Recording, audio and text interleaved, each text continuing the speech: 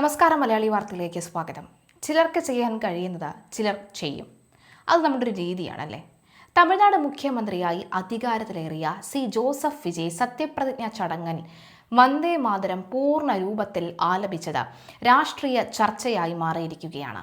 കേന്ദ്ര ആഭ്യന്തര മന്ത്രാലയത്തിന്റെ പുതിയ നിർദ്ദേശപ്രകാരം ദേശീയഗാനത്തിന് മുൻപായി വന്ദേ മാതരത്തിന്റെ 6 ഖണ്ഡികകളും ചടങ്ങിൽ പൂർണ്ണ രൂപത്തിൽ ആലപിച്ചു.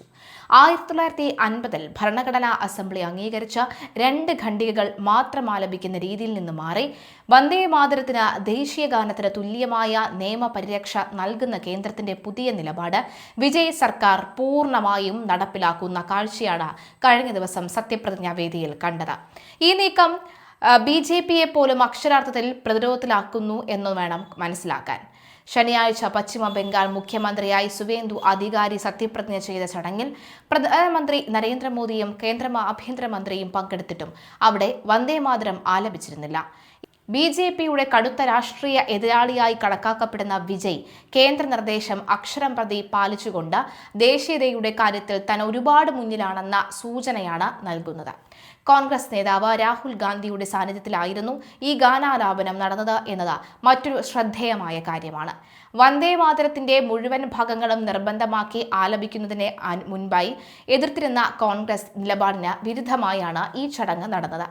വന്ദേ മാതരത്തിന് ശേഷം ദേശീയഗാനമായ ജനഗണമനയും തുടർന്ന് തമിഴ്നാടിന്റെ ഈ സംസ്ഥാന ഗാനമായ തമിഴ് തായി വാഴ്ത്തും ആലപിച്ചും ശേഷമാണ് സത്യപ്രതിജ്ഞാ നടപടികൾ ആരംഭിച്ചത്.